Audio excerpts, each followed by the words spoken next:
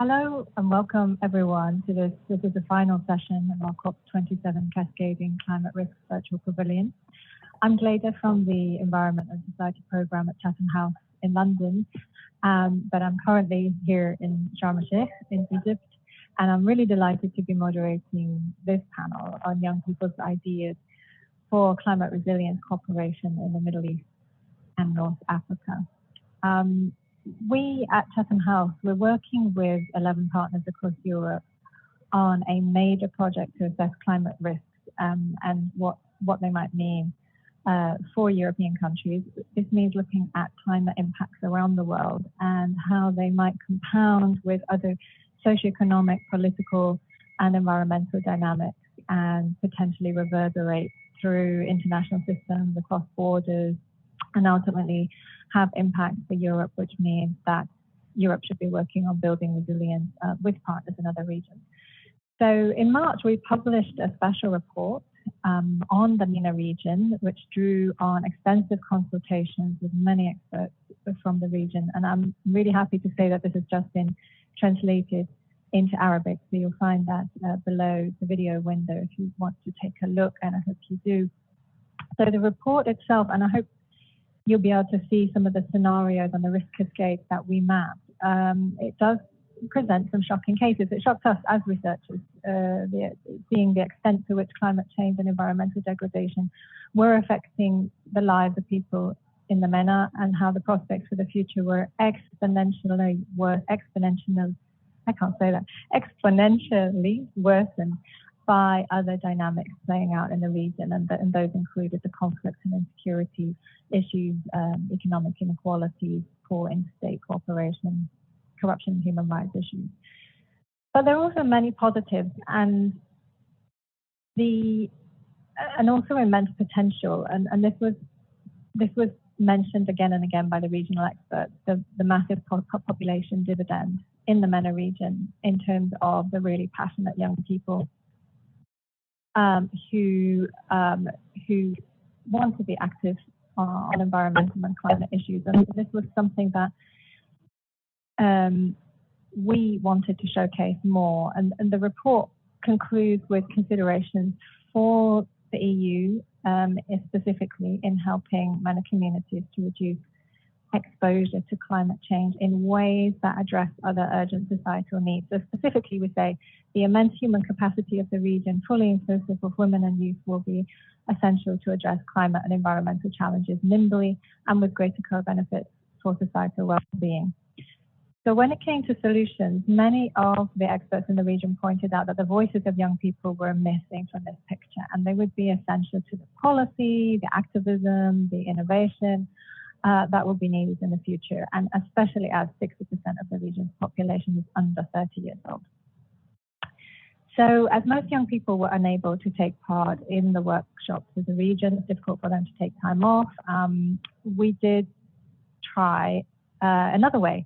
And we decided to run a competition calling for ideas from 18 to 30-year-olds. So it is my great privilege to introduce the three winners now. We have Hamdi Hato and Brian Cran. They're both environmental engineers. Hamdi lives in Ramallah in the occupied Palestinian territories, and he is an engineer and a social entrepreneur specializing in green infrastructure. He studied at Birzeit University, and he's also involved with a number of initiatives, including Good City Foundation, House of Water and Environment, and Ecopeace. Brian is living in Jerusalem. He's an environmental engineer from New Jersey, and he's currently pursuing his master's in international development at the Hebrew University in Jerusalem with focus on human migration and community development. We have Toka Mahmoud and Mustafa Saleh. They are water engineers from Egypt, and Toka works as a water researcher. She focuses on water governance and development in fragile contexts with a special focus on migration and displacement in light of water insecurity and climate change. And Mustafa is a coastal researcher and entrepreneur from Egypt, and he's currently studying coastal hydrodynamics in Deltares in the Netherlands. Hayat Belakal is a climate educator from Algeria, and she is a global schools mentor of 5 teachers from diverse countries across North Africa, and she trains and assists teachers in integrating sustainable development goals into the curriculum. And I recently learned that Hayat joined Chatham House's Common Futures Conversations in January, which is great because this is a forum to promote engagement from young people across Africa and Europe to collaborate on policy solutions. So, to begin with, and I am sorry about the noise. Oh, okay, Chris, I'm going to have to hand over to you to start because the room that I'm in is needed for a meeting. Can I do that, Chris?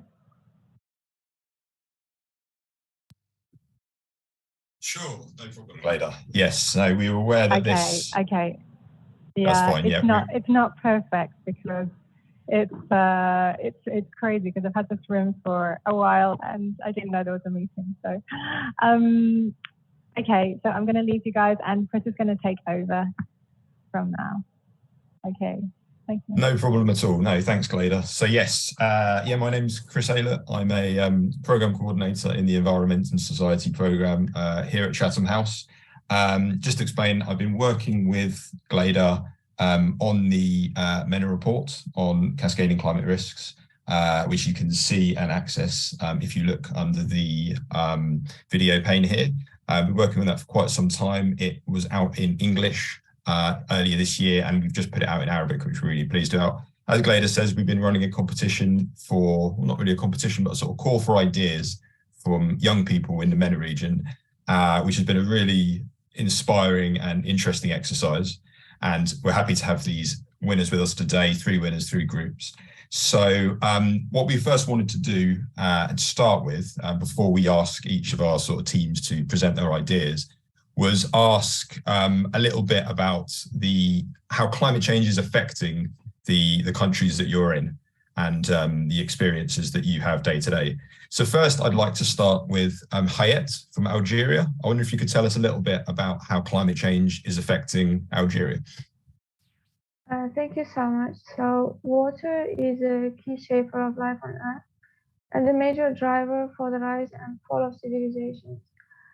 Algeria is one of the most water-scarce countries in the world, with 96% on the scale of water-stressed countries.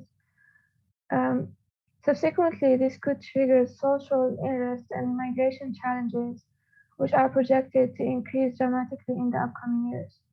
Water and food mixes are one of the determining factors of the region's well-being and prosperity, and running out of these resources will only result in food shortage, famine, and even potential water wars. Thank you.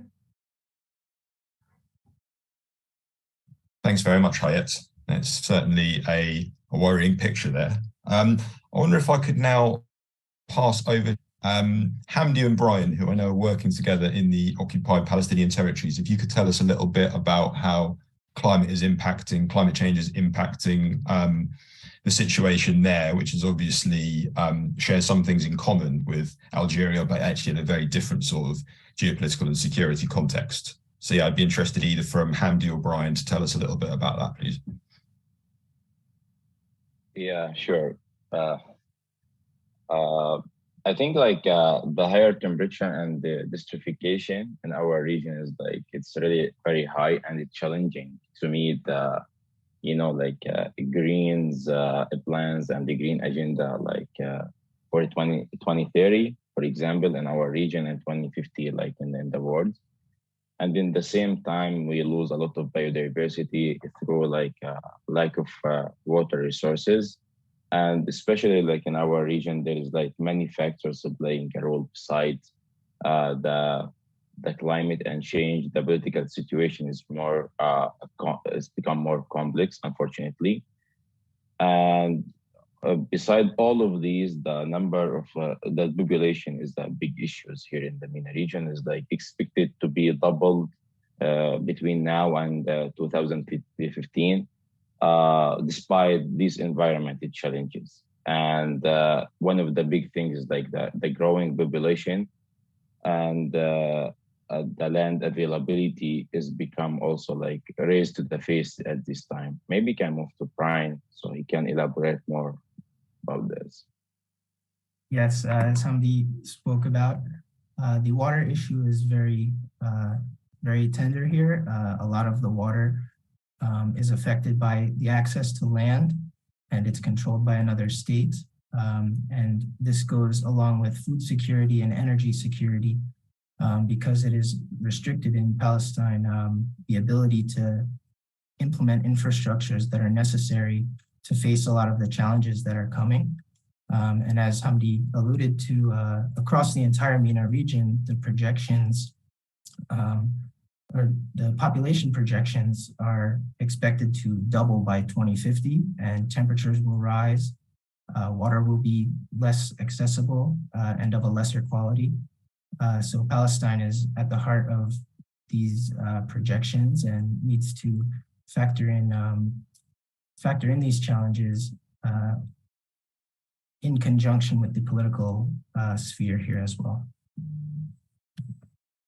Thanks very much, Hamdi and Brian. Yeah, it strikes me as an incredibly stressed situation as it is, and then climate change comes and gradually makes things a lot worse. So yeah, it's a particularly difficult one, and we'll be very interested to hear when you expanding on some of your solutions to these. So just to finish with Toka and Mustafa from Egypt, we'd be interested to know how climate change looks from your perspective. Yeah, well, in Egypt used to have very mild winters and light rains, but like in the last decade, flash floods are becoming more frequent, and we are basically just not prepared for this. So roads get blocked, electricity and internet are cut. And not only that, everything like basically becomes more difficult, especially the sewers. They become a disaster to the extent that some toilets, like in lower apartment buildings, they may surge. And in some places, the rains wash down scorpions and snakes from the desert into the cities. So yeah, climate change is basically hitting really hard, I think. Well, that certainly sounds dramatic, and you hope, obviously, that those impacts that Egypt's suffering are the kind of forefront of your government's minds as they hold the COP presidency. So it's obviously very timely that we're having this discussion now. So thanks, everyone. Now we'd like to move on to the second part of the session, where we will ask you to expand a little bit on your ideas for addressing climate resilience in your individual contexts.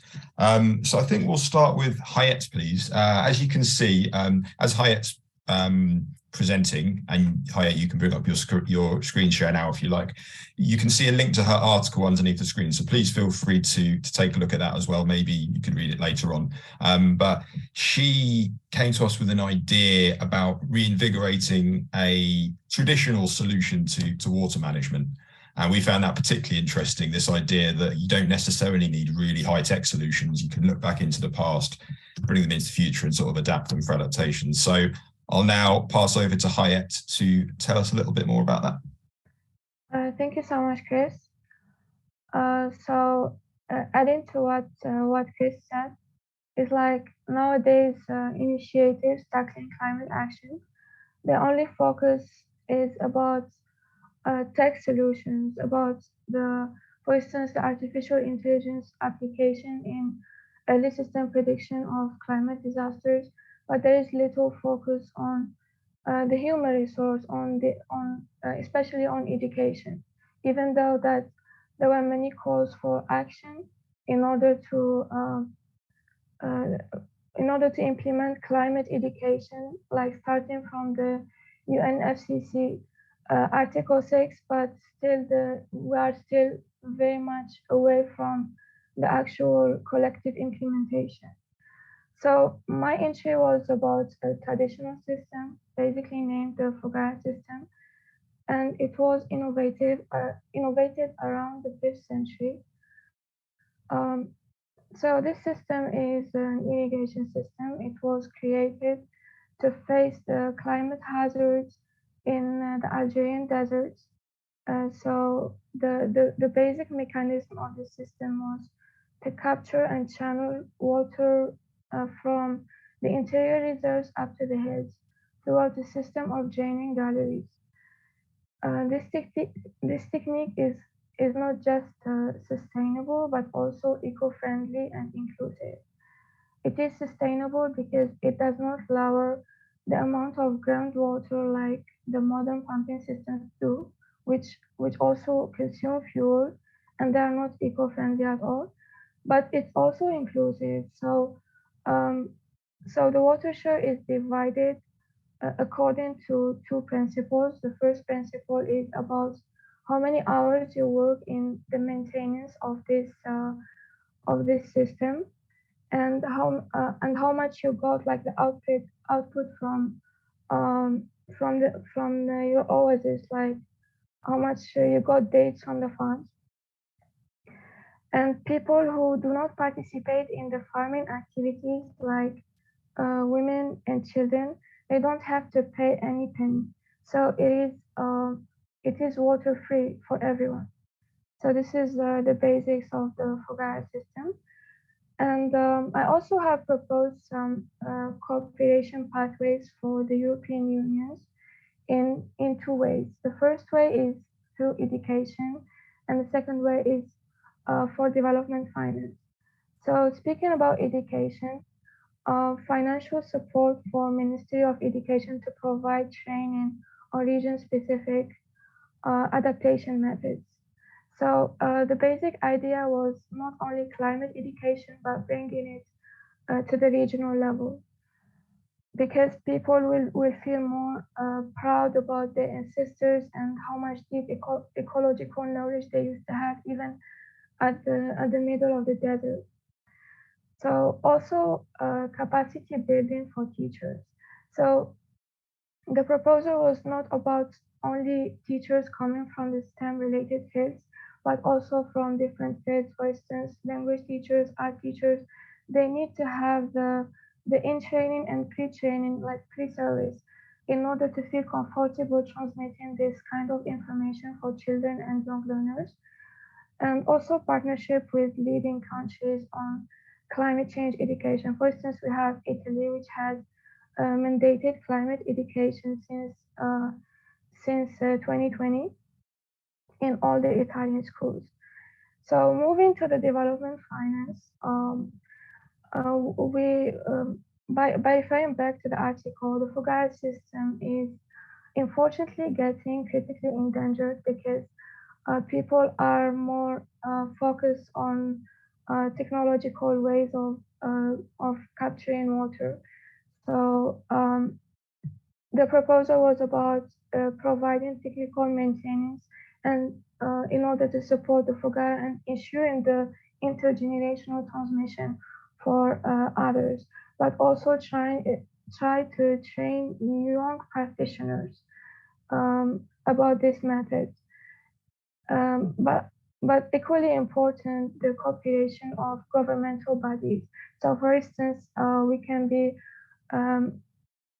cultivating cooperation among different ministries, for instance, the Ministry of Education, Ministry of the Environment Protection, and yes, so, but also linking them with international agencies. For instance, in Algeria, we have the French Development Agency, which trains but also finance Algerian executives in order to get more effective water planning.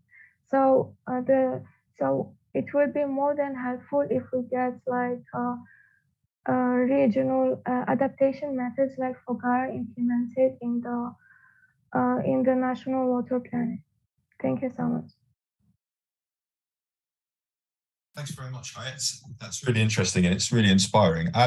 We didn't see any pictures on your screen. I wasn't sure if you were going to show some at the end, but you did prepare some. I wonder if you could share us now, because I think this system it's really good to be able to visualize it. If you're able to share some pictures now. I think in the link provided within the article, there are quite a lot of pictures about the Fogara system and technique. So okay. Yes. That's cool. Not to worry, no, people can have a look at those. That's really interesting, and there's lots of potential questions that sort of come to my mind on that, but I'm going to keep them for the time being because I want to hand over now to our next competition winners. So Toka and Mahmoud, I'm just glad to see that, not Mahmoud, sorry, my apologies, Toka and Mustafa we've got here, and I'm glad that you were able to join us, Toka. I know you had a kind of last minute crisis, so it's good to see you on the call.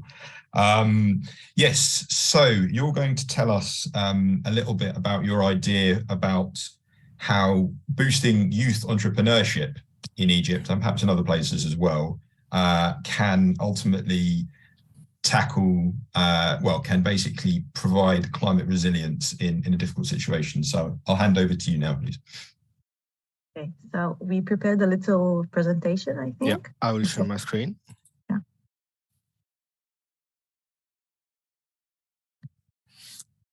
Okay, so what we'll do is that we'll take you through the discussion we had together to come up with this idea. So why do you think, Mustafa, the majority of the youth MENA don't engage in climate activism? Yeah, so I believe that the youth in the low to middle income MENA countries already are concerned with more dominant ideas and things that they care about. So for taking, for example, Egypt as an example, if this is a young Egyptian worker, so mainly his salary is approximately $250 US, but also his monthly cost of living exceeds 400. So actually, most of the youth in Egypt search for extra part-time job in order to fill in that gap. Also, each of them has his own or her own ambitions. So, for example, some people actually want to save money to get married, others for a high level of education, or start their own business. So you can imagine that in order to achieve that, you need a capital of money, you need to save more, which is challenging. Yeah. So I guess it's a bit complicated to ask them to think about also other problems like climate change and besides these kind of things that they have in their minds. Exactly. So when you have all that in mind, you will rarely glance at the climate change banner you see on your way to work. And when you have really little time to rest, you will not probably think about the climate change commercial you see on TV. And that's also why when we ask most of our friends about climate change, they usually, outside the research community, of course, they usually reply like, what impacts of climate change are you talking about? Isn't that something like 50 years from now or something? So, yeah.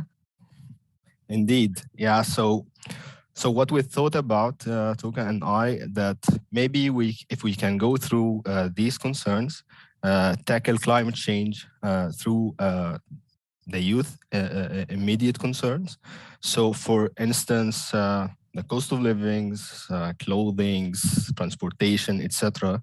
So we'll give just some examples. First, if we went through the bills and cost of livings and we want to reduce that, so a good idea is to support and reach the startups and small businesses that are working in the field of water, sustainable energy, recycling of oil, plastics, solid waste, etc. And from this support, they can provide financial incentive to the consumers. And these kind of things will help in filling this gap of climate awareness that we have in our countries. This is for the startups that are working in related climate change issues. But what about the other ones that are unrelated? For example, clothing. So I myself had a startup back then in Egypt. Mainly, I was working on having Arabic calligraphy and designs and put them on T-shirts to spread certain ideas and messages and to reach people in the streets, in the transportation. And that was really successful in certain time and certain issues. So why not to also reach and support other small businesses that they are willing to, for instance, promote the climate awareness through these products. And that will encourage them also that so they can give some discounts and sale on these products. And then the consumers will think about this, okay, we're having some discounts because of that, or to spread a certain idea about climate change with an offer and less amount of money we pay. So why is that? And then they start thinking. Similarly, for other small businesses that they are booming right now for the transportation problem that most of the MENA countries have. So for instance, if we can also support these small businesses, so we can encourage them to offer some discounts, and besides also to convey certain messages, like, for example, please help us out by recycling plastic products. And then as a consumer, I will think, okay, I'm getting benefit out of this, and I need to know more what's happening. And maybe I can know also that if I'm getting along with this recycling part, I can also gain some money and reduce some of my cost of living.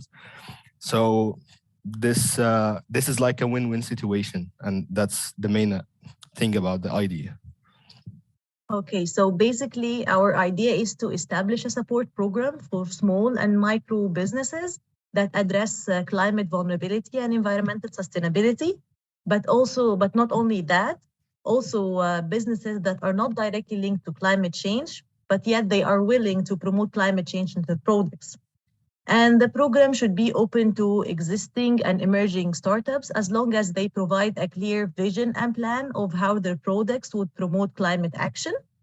In addition to that, the startups themselves should be environmentally sustainable. And we're not only talking about financial support. The program should assess the needs of each prospective startup and provide a suitable training, because really without the training, we would be asking maybe someone who hasn't opened a business before or is not familiar with climate change and environmental sustainability to be environmentally sustainable, which he doesn't know about. So that's why trainings should cover like leadership, management, environmental awareness, and financial literacy. Basically, anything you need to start a business, you will find within this project. Yeah, and at the end, we believe that everyone witnessed the power and the ability of the youth in the MENA region, for instance, during the Arab Spring. So if you want to engage the youth in climate action, I guess also you should provide some proper incentives to them. So this is in brief maybe our slogan of the idea. And thank you.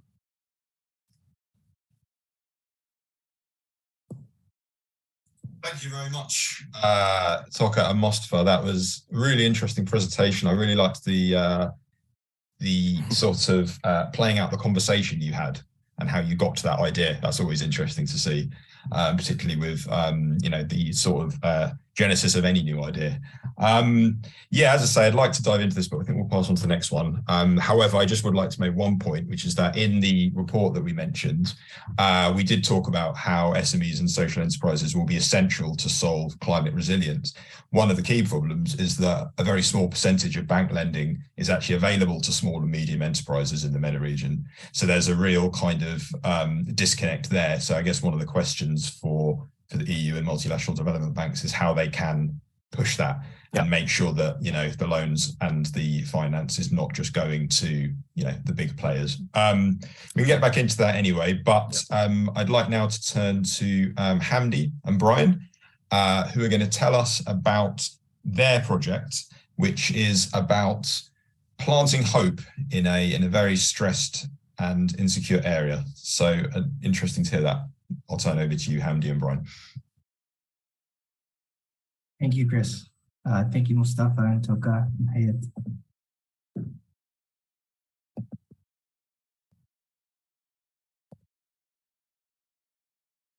Yeah.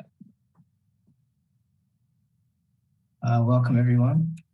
So I'm Brian Cran, and my co-presenter for this project will be Hamdi Hatto, and we will be presenting information about Planting Hope, a project designed to enable the implementation of microclimates on rooftops in Palestinian refugee camps. So we'll first provide some context about the setting of where this happens.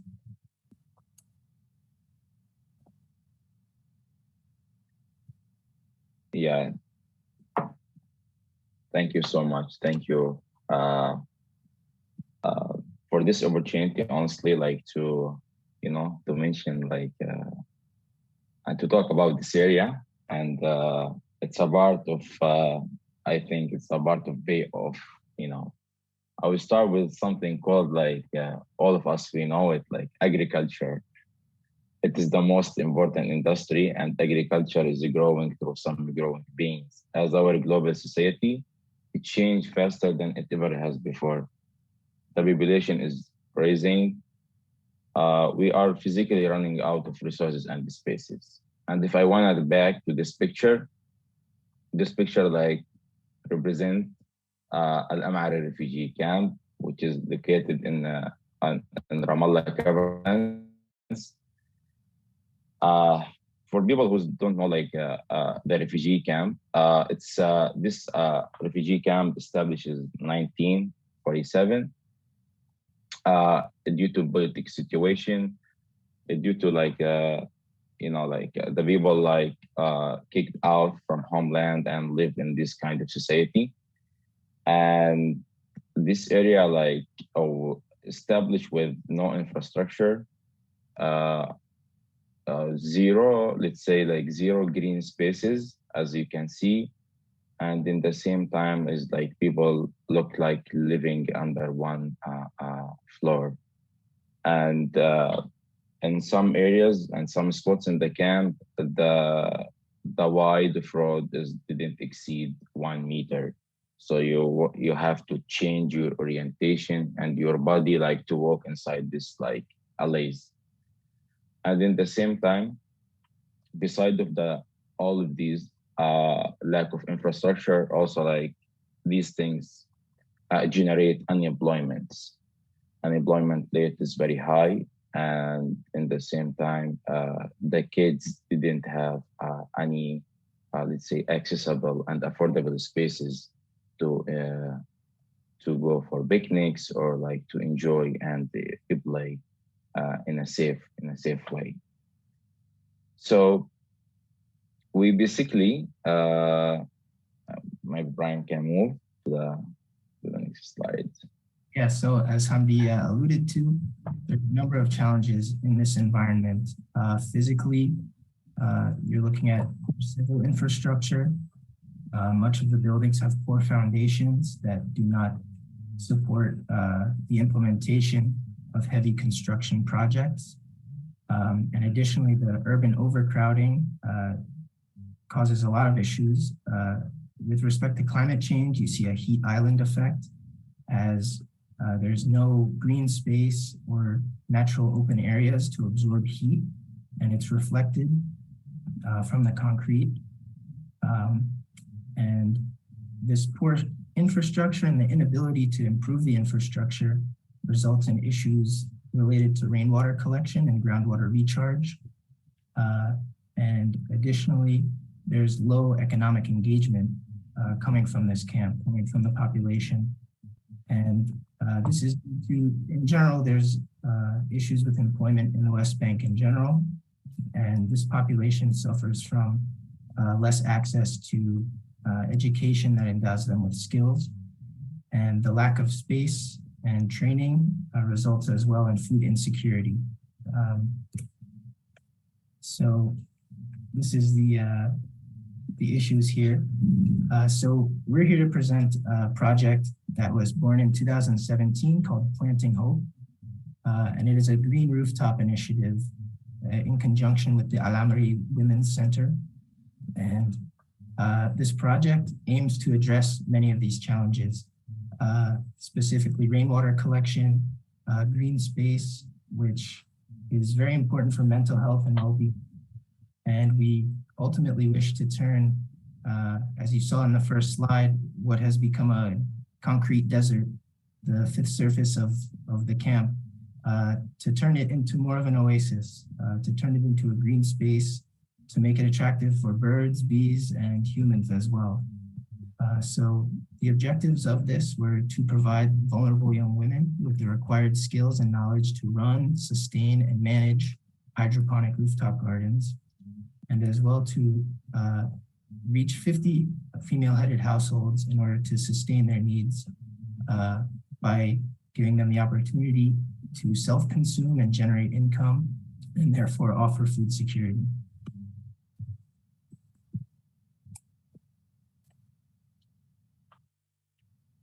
So yeah,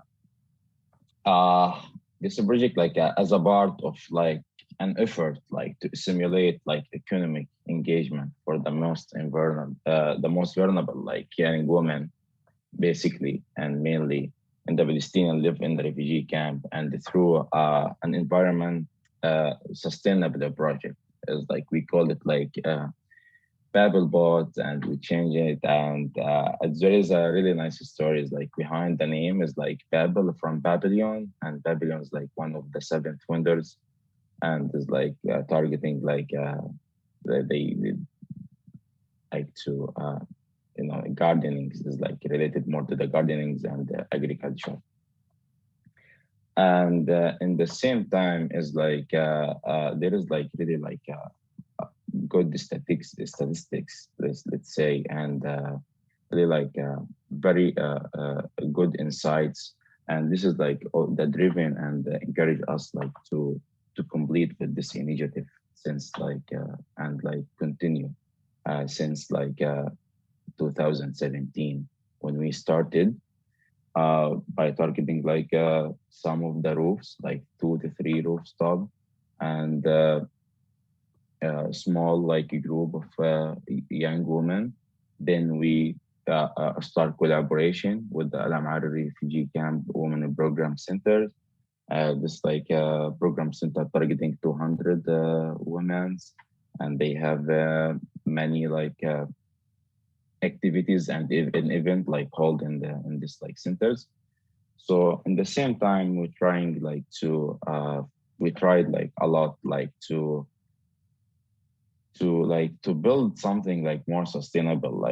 When we talk about sustainability, it's very important to mention not the sustainability of the project itself, also of the program, of the structure, the sustainability of the structure, how we can follow up, how we can monitor this, how is the risk assessments behind this a project. So I want to share with you some numbers. This is the least numbers we had. We reached 67 young women with the skills and knowledge to run, sustain, and manage the hydroponic rooftops. Indirectly, we reached 335 people who benefited from this initiative, and we established more than 50 green rooftop units across Al-Amri refugee camp to create at least 50 meaningful self-employment opportunity to the young women inside the camp. And this is really very important.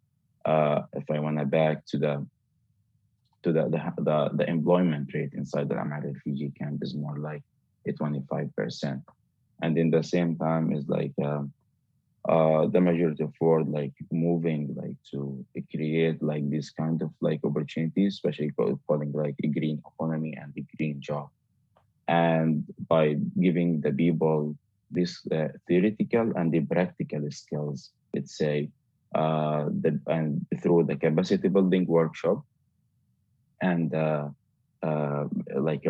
presentations and decisions, and give the people the tools to build their own system.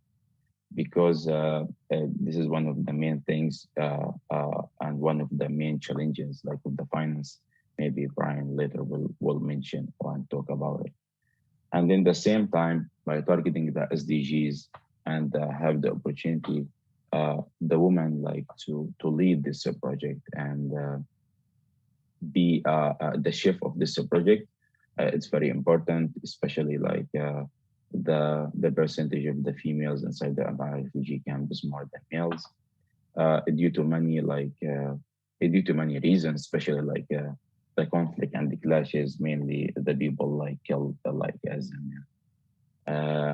beside of these, like there is many like really success stories, like we hear it, we touch it, and what I wanna trying to emphasize is really like even like Al refugee camp is not like maybe like not highlighted in the social media or in the camp in general. It's not highlighted in the social media or like in the press, but the people like really curious like to change their lifestyle, and the people are really curious like to build something, you know, they help them, you know, to live in a more sustainable way, and to build the microclimate and to build this initiative like this in microclimate concept.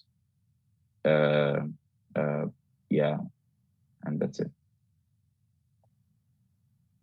Yeah, and as Hamdi spoke, the people of Al-Amri are open. And we're here to talk about opportunities for European collaboration. Certainly financing is always very helpful to remove the barriers of climate activism and engagement in climate-friendly activities, especially in the face of the challenges in the Middle Eastern North Africa region.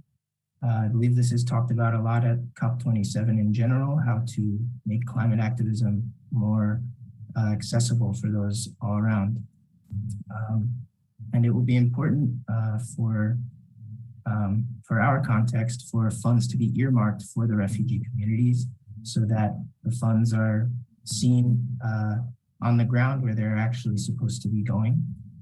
And in addition, it's very powerful just to come and visit. You are welcome to see the situation, meet the people, and additionally increased resolve in the diplomatic arena, because as we see, this is taking place in a refugee camp. These people are not supposed to be here in the first place.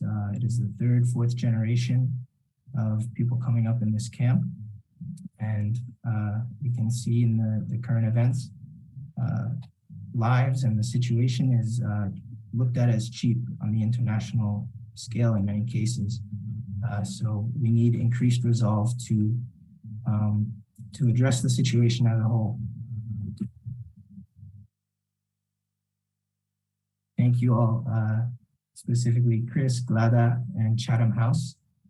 And we would really like to point out and acknowledge the women of Al-Amri Refugee Camp and the Women's Center for the display of resilience by embracing this initiative and keeping it going and bringing it to life. And we hope that this presentation can allow their voice to be heard and to empower them even greater as they have empowered us. Thank you very much. Thank you very much, Brian and Hamdi. That was fantastic. That was really inspiring. It was good to sort of hear your story and the challenges you've overcome. I think from sort of personal point of view, I was really struck by how your project tackles different issues simultaneously. I mean, every time I sort of thought about it, there seemed to be more kind of co-benefits attached.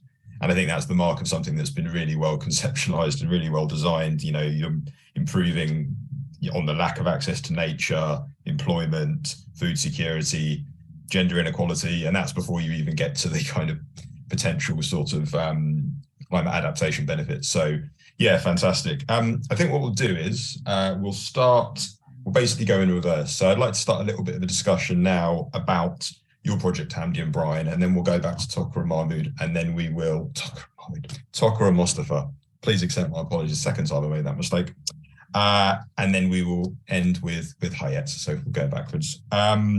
Yes, so I think just to kind of draw on a question from my colleague Owen here at Chatham House, have you found that households have been able to continue these green rooftops beyond the first harvest or year? Presumably a lot of the program is about teaching the skills more than providing the seeds. So yeah, you mentioned sustainability. So how do you see the kind of sustainability of the individual, women that are working on it and the projects they're doing? How's that looking? You've been working on it since 2017. What's the outlook on that front? Yeah, it's really a good question and nice because honestly, because we are in a rush, what I forget to mention is the community things. This is the base of this project. When we trying to build this initiative, and then now it's a project, and now it's let's say in startup level. We focus on three things. It's called it a triple bottom line, social, people, targeting people, environment by targeting enhance the people environment, indoor and outdoor, and in the same time economically. So when we build the community, and this is how we secure the things related to monitoring, because we're trying to make the people more engaging, more involvement in this project, not and we didn't divide the people in household. We divide the camp as a one community. This is the power of this project. The people is the camp is one community. We cannot divide the people. The people will not accept this, and we didn't accept this. And this is really one of the. This is the, I don't want to say it the secret sauce, but this is how is the people teach us, and this is how I learned. The power of the community. The people start trading the seeds. It's not a trading. You give me the seed, but the people sharing the seeds. If I plant cucumber and tomato, you can plant onion, so we can share. And the people share. It's much easier. It's really easy because they don't need to ship and throw. I have to know your zip code or with your address, because the people can share in above the roof. Because as I mentioned, the people live in a zero distance, close to each other, in a kiss distance. And this is really very, very helpful.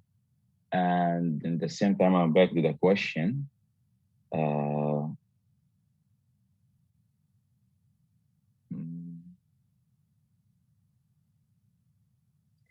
Yeah, and in the same time, we built really a clear plan, trying to this is what's also one of the challenges, let's say the literacy in the camp is it's one of the biggest challenge. Let's say when we develop the project, we really we visualize all the data, because we wanna put the people in really in a rigid base, and in the same time in a comfort zone, to continue, and they didn't face many struggles, and also to overcome of it. So the main things is the literacy. So we visualize everything. We set the schedule. We visualize the plan. When we should plant tomato, when you should harvest it. Everything is in visualized way. So the people if you cannot read, you can feel it. And in the same time, the monitoring and guide consultancy didn't stop. Maybe Brian, if you want to share something about the WhatsApp big group and how we can follow up with the people. Yeah, so as Hamdi alluded to, we don't wish for literacy, for example, to be a barrier to meaningful involvement in this project. So we began with visualizing key directions, but we found we really had to adapt how we deliver instruction. And it turned out a very simple solution, but very effective, was using voice notes on WhatsApp. So we communicate with the community mainly through this way, and you will open this WhatsApp group and not see any typing, but it's very effective for communication, and people who otherwise would not be able to receive instruction now are able to, and we've taken that into account where the decision came. We did create some manuals, but also this literacy issue also made us focus more on workshops and really person-to-person engagement. And yeah, through all of these workshops and just meeting with the people, leaders have developed within the community itself.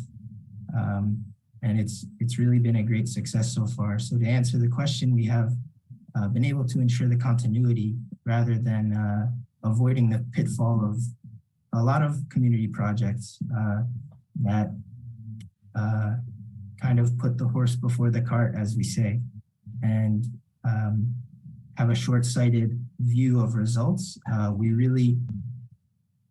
The community is the focus of this, and it's proven to be sustainable because of their engagement. That's really good to hear. And that's particularly interesting. I mean, one thing it's made me think of, you mentioned the sort of community-based approach. So there's not so much like, this is my thing, I'm developing it, and, I'm going to own it at the end of it, but it's a sense of sharing within the community and a sort of fair division of what you have. And that speaks, I think, a little bit to the Fogara system that Hayat talks about, in the way that's about distributing water fairly according to what's needed rather than who can sort of grab the most. So it struck me that there's a kind of commonality of thinking between the two, and we'll talk about Hayat's system in a little while. That's really interesting, Hamdi and Brian. If we don't have any other questions specifically about that, but I want to ask a few more general questions to all of you at the end, so we will come back to you. Going now to Toka and Mustafa, we've got a question from my colleague Gleda, who is listening in, despite not having a fantastic connection. She is here. She knows that you're both water engineers, so you've got portfolio careers, you're entrepreneurs, water engineers, researchers. What she'd like to know really is what you think from that position, like with the risks of flooding in Cairo and so on. What would you like to see businesses addressing? Like, we talk about sort of youth entrepreneurship and climate friendly projects and adaptation initiatives and so on. If you were to be able to kind of channel businesses and the energies of young people in a particular direction, what do you think would be of most benefit to communities in Egypt? Do you have any thoughts on that one? Yeah, you want to take over, Toka, or me? Go ahead. Okay. Yeah, so that's a good question. So, and also I see another question which I think is related in the QA chat. So we are talking now about the youth power in the countries, or the MENA countries. So the youth are the majority of the population. So in order to make use of this and to use this in the climate awareness, but also in the climate action and engage them, so we need a lot of sources of finance, training, etc. The thing that we mentioned in our presentation. Some or the majority also of these youth maybe are not aware about the climate change issue and the water related issues as well. So this is really the main point, that we need not only financial support, but also educational support. So the energy is there. I guess the enthusiasm also is there, but the supervision on these main two topics, I think, is really needed. That could be through several sources. As you mentioned before, maybe through the EU organizations, non-profit organizations, but also maybe, if that's possible, commercial as well, and consultancies and profit organizations. So how we can do that if they also win out of it? So it's all about business at the end.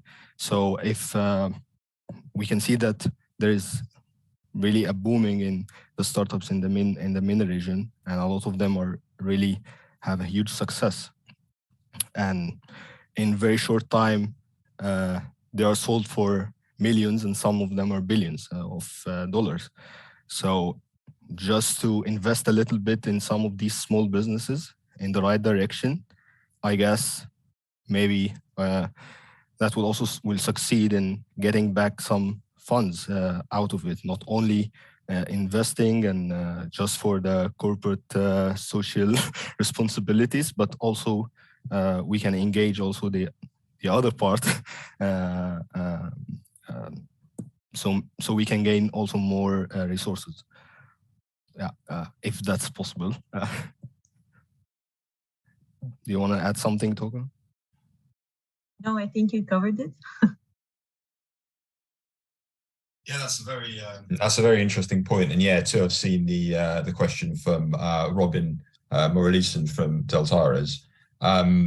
Yeah, I guess that's an open question, isn't it? Because we're talking here primarily about sort of Europe-MENA collaboration on these sorts of initiatives. And yeah, a lot of it is funding, but also kind of practical help as well. But then I think, yeah, there is the private sector. And I think with your idea in particular, that would seem to be something you'd hope they would support.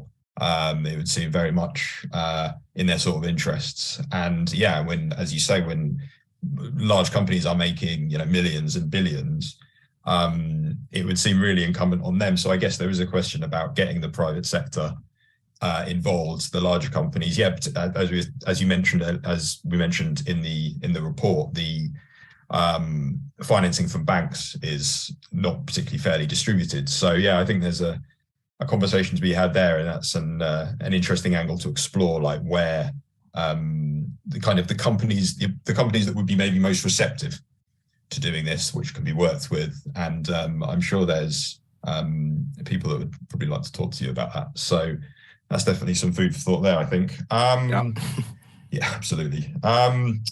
Okay, so I'd like to move back now to Hayat, who kicked us off talking about the Foggara in Algeria. So we've got a question from Owen on this, my colleague at Chatham House.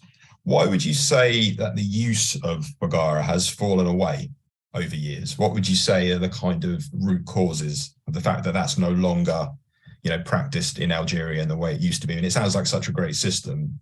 It's such a shame to see it, falling away. So it'd be interesting to know what the drivers behind that were. Thank you. That's a very interesting question.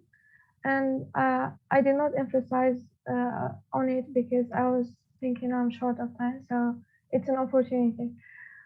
So first of all, I would like to say that throughout our history in my country, like what we had, the kingdoms and the civilization we used to have, it was not written, like we never had a written history in transcripts or anything. It was just a spoken history. So, and when you speak about spoken history, it is always subject to death. So, for instance, when we speak about old Egyptians, their civilization is still existing because it was written on the walls. It's not like what we have in my country, for instance. The Foggara system and many other additional systems are only transmitted through storytelling art. And because we are in this global age, the storytelling and all this kind of stuff are getting, let's say, old, and no one anymore caring about them. All what they care is about social media, the live streams, and all these kind of things. And I think another important cause is that the low cost of fuel. So the fuel used for the modern pumping systems, and it is supported by the government. So it makes sense. It makes sense because the maintenance will cost much more than the maintenance of fogar will cost much more than just having supported fuel, and it is risky as well. So many people, when they get inside the fogar system, as you have seen in the pictures, it is a system of galleries, means it is down the ground. So when people go for maintenance, they risk their lives. They may fall down. They may break a leg or something. So it's kind of risky to do the maintenance. But the solution, the kind of solution we propose, is bridging the what we have now, the current technologies, with the concept of maintenance, in order to get something that is not only eco-friendly, but also let's say, like, it's not so much risky.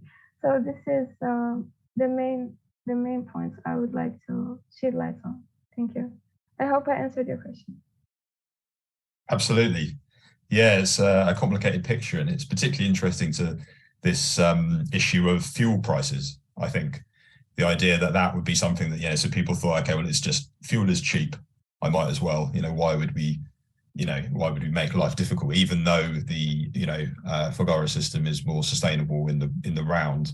Of course, you do wonder if that might, with fuel prices increasing generally, you do wonder if that may sort of be a means of promoting these traditional systems that don't require fuel. I mean, there's, it's becoming a heavy sort of government burden, particularly, as you say, in countries which are subsidizing fuel. That is going to get more and more expensive. So it makes the case even more strongly for these methods which don't rely on kind of volatile inputs like fossil fuels. Fascinating. So I think one of the things we liked when we were reviewing the different entries, and with yours, Hayat, was the idea of children learning about their heritage and the environmental history, this idea of environmental history, natural history. Do you think there's room for some kind of forum for exchanging traditional practices and skills at the regional level? So within the kind of Middle East or North Africa, is there a discussion going on about these different practices? Because it occurs to me that they could be, it's traditional and it's local to Algeria, but it could be relevant elsewhere. Are there places where these ideas can be shared that you know of? Okay, thank you. That's a really great question. So speaking about the MENA region as a whole, when you in the last submission report of the UNFCCC about climate education, it was the last region in the world in the submissions. Like they don't really care about education and climate change. So, and this is very unfortunate. And the word tradition itself, when it comes to the scientific community, no one cares about traditions. They only care, like, I even chosen the word environmental history because it sounds more scientific, let's say, because people will be more interested about scientific methods, like things that can be, they can check always. People will go through the same path and they have the same results, like the scientific methods. But traditions, I mean, we are still way beyond believing in traditions and all. But the concept was about environmental history because it will give this sense of pride in the classroom, and these young children are fresh minds, so they will get this concept of believing in themselves, believing in the ancestral ways of adaptation to the climate hazards, and they'll be more innovative. They'll be future leaders investigating in the field of environmental policies and all. But for now, we don't have any initiatives taken or tackling traditions in climate in general. It's purely a virgin field in the MENA region. Interesting. So yeah, it really seems like there's a gap in that regard, and that could be something that would be very useful. I think just what you said there as well emphasizes the fact that climate adaptation and also mitigation often has significant co-benefits. And I think this is what we've heard from all three of the presentations, that taking this action, which we obviously coming at it from a kind of, adapting to cascading climate risks perspective. But it's just amazing how many other things can be sort of brought into it and to give it extra value. So, I think that's something that's always worth thinking about. And I think obviously people working on climate change have known for quite a long time this is established, but it always bears repeating these co-benefits, saying it will do this, it will do that, it'll improve that. And particularly, as we say, in a region like the Middle East, which has multiple sources, Middle East and North Africa, which has multiple sources of stress happening all at once. I think that's particularly important. So I think looking at local needs as well. I think that's another point. Basically, I think the other aspect of this that's really interesting, and which you've all sort of touched on, is the fact that local areas have particular local needs, and we're going to need to come up with solutions that speak to the local people. And I think Hamdi and Brian, yours is a good example of that as well. In particular, like a very specific situation, specific set of circumstances, something that will work in that context. There's one size fits all seems to very rarely work. Right, so I think I'd just like to go back to Brian and Hamdi, because I've had a thought. What interest from, for example, major humanitarian organizations have you had in your work? Because you've been running it now for, say, 5 years. It'd be interesting to know what approaches you've made and what support you've had so far. And because I think that might give us an idea of potentially where you could move ahead with it. It'd be interesting if you tell us a little bit about that, please.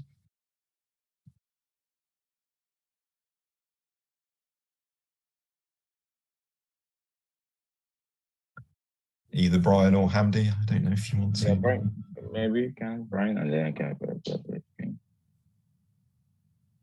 Yes, our major partnership has been with BabbleBot, and they're not much of a humanitarian, but rather a tech organization. But we managed to secure a partnership with them for a few of their units, and their automated hydroponic units. And this, of course, opened the door to needing to bridge the gap between having this tech and, the capacity building workshops to allow the women to be able to harness this tech and use it independently from outside people working to manage this tech. But it was very important because it helps optimize water use.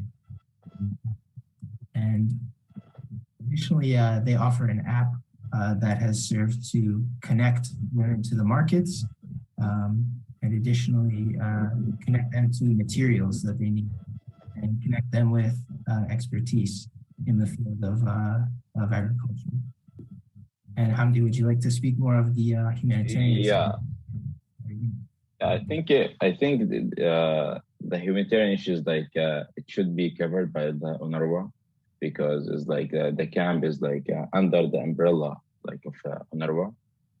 And in the same time, what we're trying to do to deliver some different resources and to bring different partner. We do a collaboration and partnership with different organizations, different NGOs work in Palestine mainly.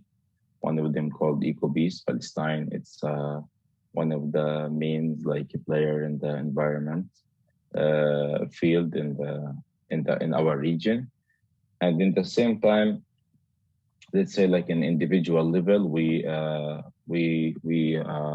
pitch our ideas in different hackathons and agrotech let's say communities to trying to first of all to raise the voice of these people and to change the model, let's say of the Babylon to be Babelbot. This is why we say Babelbot. The version 01 is to have a Babylon is on the rooftop, but when we change the model is to add more technology, and it's not easy, especially in this kind of communities. Is there is many like circumstances, but in the same time, it's good like to mention is like we built the app also based on the community. So what we're trying like to do is like to build the community of the people like interested in gardening. So you can post, and there is like a feed. You can post your inquiries or any things you wanna ask about like your garden and the things related to your gardening. And if in the same time is like it's like a tourism like gate. So if you are interested in gardening and you are visiting UK, so you can find like these communities like in London, or you can find this community like in Jerusalem or in Ramallah. This is mainly like the vision of or the mission of the app.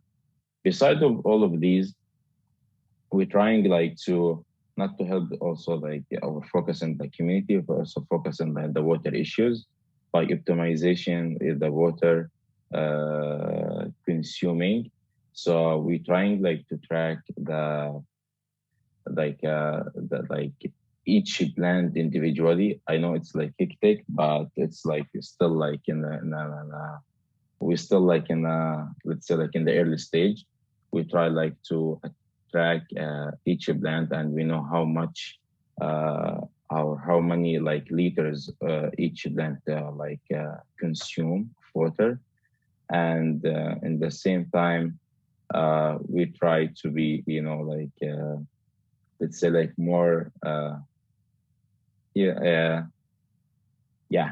more productive, and help the campus in different way, and like, you know, like to be more succinct, let's say, to be more succinct. Yeah. Thank you. Thanks very much, Shamsi.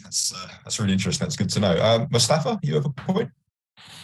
Yeah, I would like to say like something to Hamdi and Brian. So really, I myself, I'm proud of your achievement so far. Like, congratulations on that, and best of luck in the near future and the long run as well.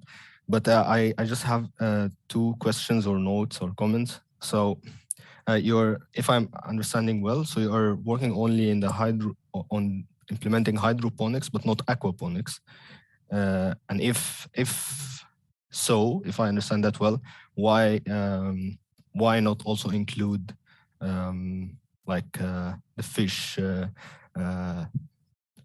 or shift to aquaponics, and maybe that will raise also with similar system the investment and the profits also out of it. This one thing. And other thing, like, given my interests in also small business and startups, like I already, not personally in contact, but have seen a lot of startups in Egypt as well, working on aquaponics and hydroponics. Have you ever also thought about not only achieving or approaching the high-level organizations, but also the startups in the MENA region, because some of them would be really interested to help somehow, if possible. But just an idea, just thought to share with you if that would help. Yeah, thanks. Certainly, Mustafa, thank you. And it's very good comments you offer. And I would like to say that we're here presenting where the project is now, and we definitely believe and have been proven by the community that the sky is the limit. So we're looking to expand and offer more, or not offer, develop like greater systems, and just expand on the momentum that we have already, both financially and technically, and just growing the community for sure. Thank you. Good luck.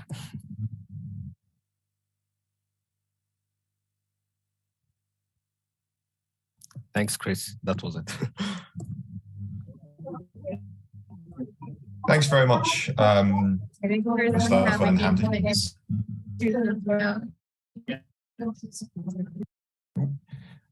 think, can everyone hear me okay? Sorry, typically my internet just went as well. Yeah. I'm not in Sharm el Sheikh sharing with tens of thousands of other people. I'm at home, couldn't get into Chatham House today because of the tube strikes, but yeah, I couldn't believe it actually just went down, which was very typical. But no, that was really interesting. So we've got about 15 minutes left. Basically, we've got a few things we'd like to talk about just to wrap up. I have a general question, which I'd like to sort of draw all of you on and be interested to hear what you want to say. It's maybe a little bit philosophical, but I think it would be interesting to discuss. So we've talked about kind of solutions at different levels. And one thing that struck me is the idea of kind of local knowledge, local solutions, drawing on all that. But then on the other hand, we're talking about bringing in outside help and influence. It seems to me that sometimes those two things can occasionally be in conflict. So when I'm talking about outside help and influence, I'm talking about funding, training, technology transfer, but then also making sure that that doesn't kind of dwarf all these, you know, the focus on the local and the cultural traditions and what make that work. I wonder if any of you have any thoughts on that, striking that balance, because it seems to me like, if I think about the example that Hayat gave, is that some of the technological side has come in and sort of swamped this other thing. And it seems to me that getting that balance right between the sort of external influences and the internal kind of inspiration and ideas is a critical point. So would any of you like to comment on that one?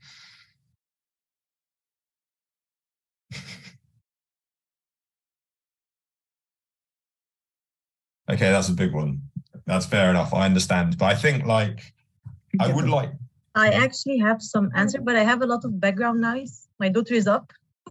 Don't worry, go ahead. I think we're all it seems today like we're all having technological problems, so please, no problem at all. So I would say that to answer you, the way we would implement our program, the essence really of the idea is how to connect big scale funders and trainers to get them to the local level.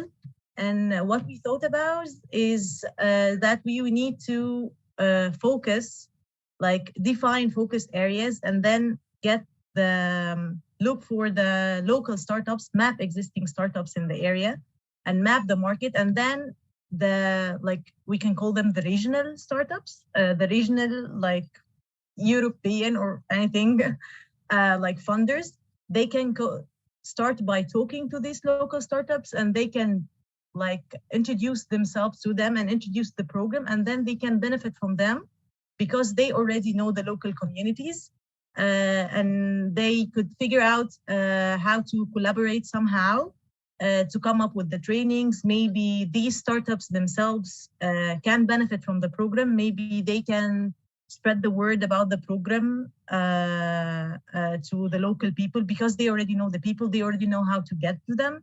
So to answer you, our idea is that the existing local startups, we would try as regional, I don't know how to say it, as the program, we would try to reach these startups, these existing startups, and then we can work together to know how to get to the local communities. This is the link, or I think this somehow can work. I mean, I know there would be a lot of logistics in between, but I think that a good link would be the existing already, because they are already on this specific market. They know the people, so they can probably get us in contact somehow with the local community.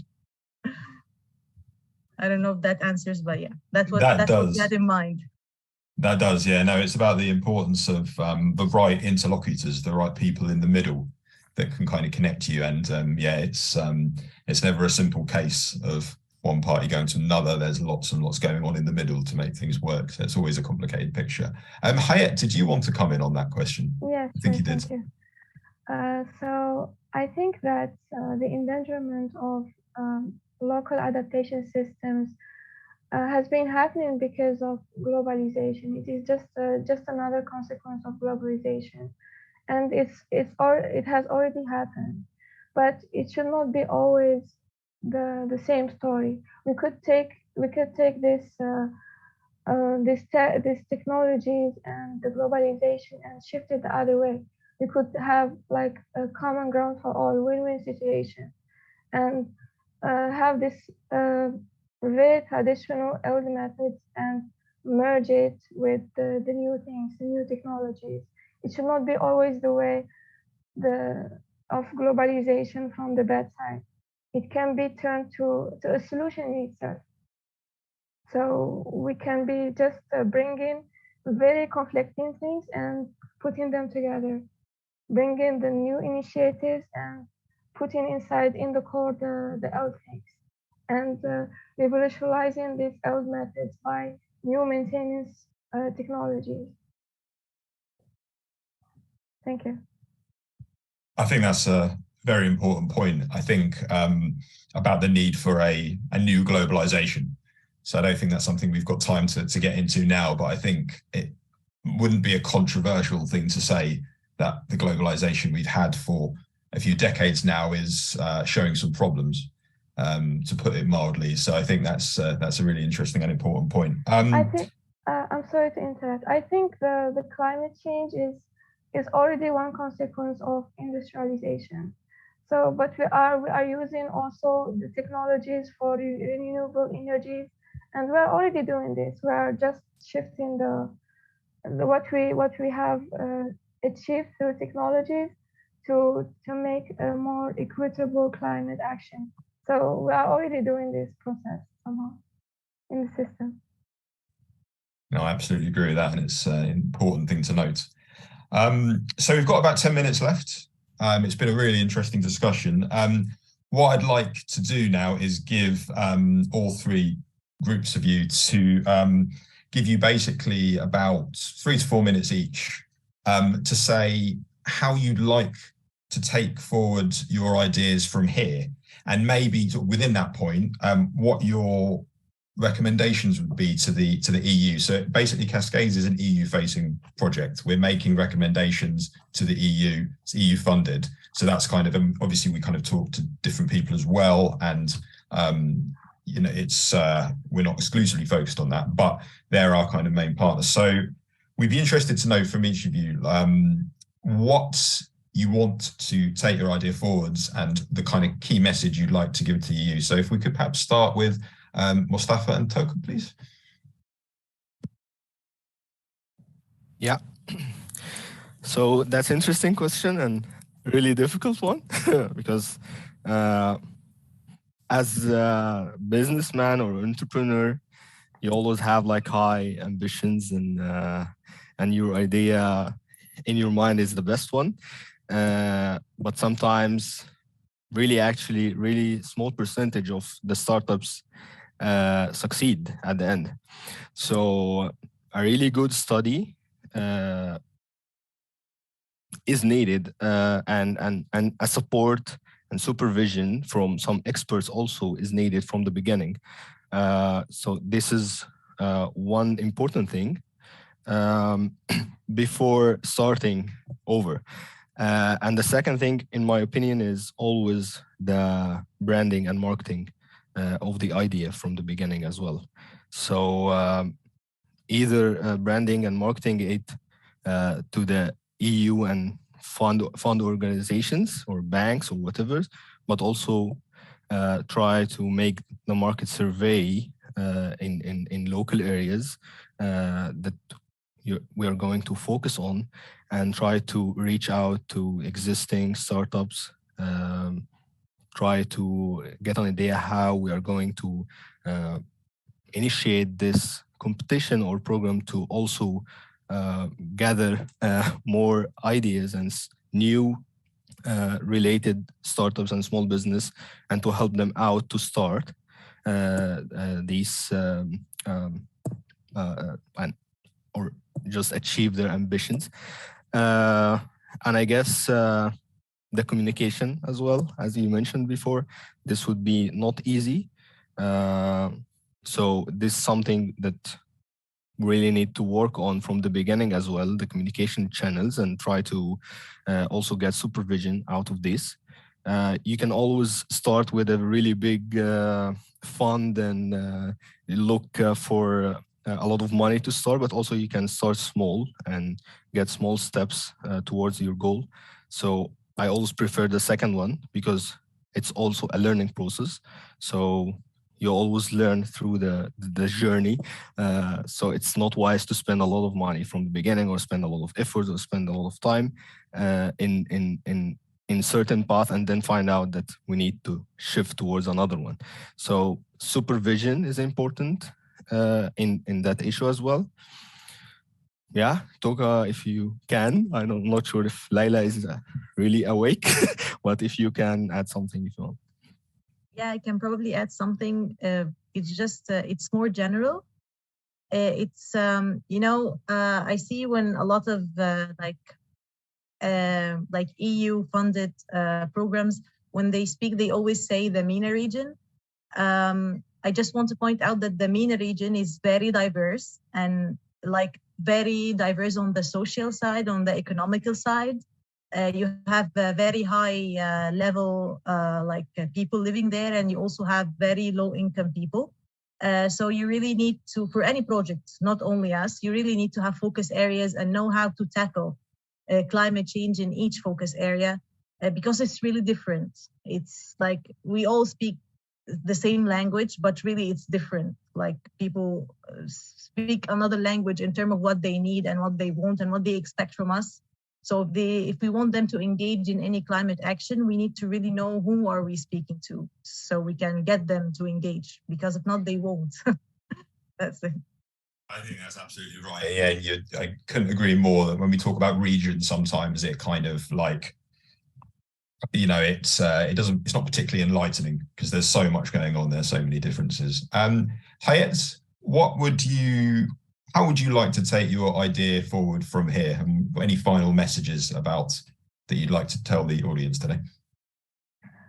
Thank you so much. I think for the education part, I think the most important message I would deliver is that this capacity building for teachers has only one purpose, which is eliciting the information transmission for young learners in the schools, in all the stages of formal education, let's say.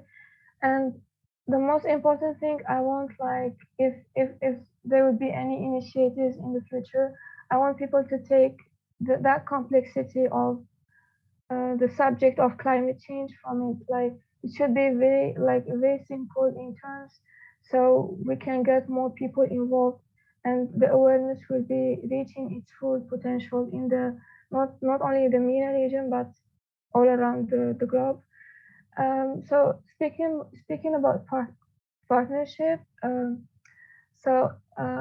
believe that the most important thing is providing the resources, whether it is resources for maintenance of these endangered methods, or resources for the ministries of education, in order to give the chance, to give the opportunity for implementation and all this kind of things, but also cooperation with the northern Mediterranean neighbors in terms of financing the continuous research and the explicitity of information, because, as you know, the information in our region, in the MENA region, is not so much exposed. It's so you cannot really track where the progress is going on.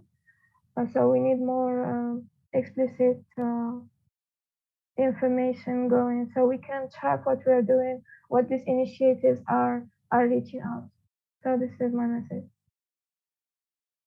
That's a very clear call and some very important points. Hamdi and Brian, what would you like to say to wrap up? Yeah, maybe I will share.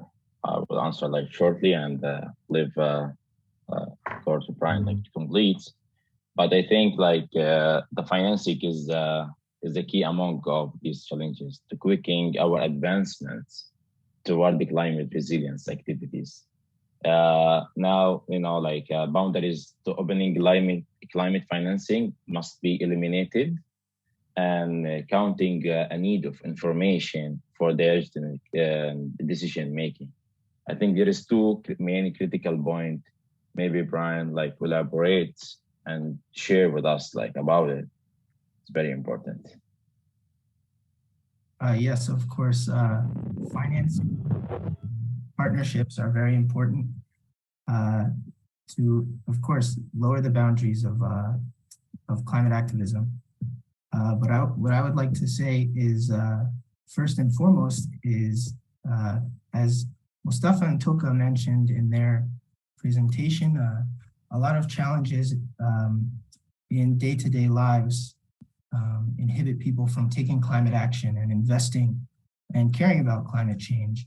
And Palestine is a place where this is very prevalent. One of the greatest things the European Union can do is in the diplomatic stage by being more serious about regulating the security policies of the army occupying Palestine. There have been too many deaths. Just in 2022 alone, over 130 Palestinians have been killed, 1 in 5 of them being under 18 years old. And this really affects the people, and our project is a showcase of the agency of these people. And they are misunderstood people in the international stage who can certainly help their governments if their governments would help them. So this will go very far. Thank you. Thanks very much, Brian. It's a very important point. I'd just like to say that your calls were very clear there. I mean, I think the point about climate finance is crucial. And obviously at COP27, it's an extremely important issue. And I think with every passing COP, it's going to be more important because there's huge injustice on that front and there's a huge need for financing. What strikes me is that all your ideas offer tremendous value for money, to put it in very simple terms, because of the co-benefits. We're not talking about huge amounts of money to get them going, but they would have great impacts. And I think that also connects with something about what Brian was saying there, is that regarding the looking at more at the root causes. So rather than expensive things that are kind of bolted on at the end and trying to fix climate impacts after the fact, go back a bit and look at some of the solutions we already have, which also have other benefits to them, and implement them, and actually we find they are not that expensive and will enhance livelihoods for all. So I think there's some really important messages there which would resonate very much outside of your respective countries. So we've gone slightly over here, but I think it was a really interesting discussion. We've got a really good idea about your projects. I strongly encourage everyone on the call to read the articles which are linked under there. There you've got contact details for each of our presenters here. Please get in touch with them if you like any more information or like to take anything further. We strongly encourage you to do that. As for our part from Cascades, we'll be compiling our recommendations for the EU over the next year or so. It's part of Cascades is sort of a large project, lots of different things coming in, but we're basically boiling it down to messages and policy recommendations that you want to make to the EU, and your insights will certainly feed into that. Gleda, who has been following closely from a noisy pavilion at COP27, wanted to apologize for her chaotic workspace. And actually, she's just appeared now. I don't think we can hear her, but we can see her. I think this is her message, but it very much applies to me as well. It's been a privilege to work with you all over the last few months on these really interesting projects and develop them into a kind of piece which I hope you can use to refer to, and I hope we've been able to amplify your voices in that respect. Gleda's hearing lots of interesting opportunities at COP27 for ways in which you can widen your network. For example, UNESCO has just started a forum to promote SMEs, so she'll be in touch with you about those. And of course, when you come to London, which we hope will be soon, you're more than welcome to come and visit us at Chatham House. So as I say, we've gone over very slightly, but I'd just like to wrap this up by saying thank you again to everyone that's been on this call. Thank you to the European Commission's Horizon 2020 Fund for enabling this meeting and also the whole pavilion, which we've just had over 2 days. We've had a lot of really, really interesting sessions and it's been a pleasure. I'd like to thank everyone who has tuned into a session. over the last couple of days and contributed with questions or downloaded some of the reports or taken some of these ideas further. It's really appreciated, and please do get in touch through our website or through our emails that you can find on the Chatham House website and on the Cascades website if you have any ideas or want to follow up on anything. So yes, just to say thanks everyone, and thanks to our teams here today, and we look forward to being in touch and working with you all again soon. Thanks. Thank you, Chris. Thank you all. Thank you, Glada.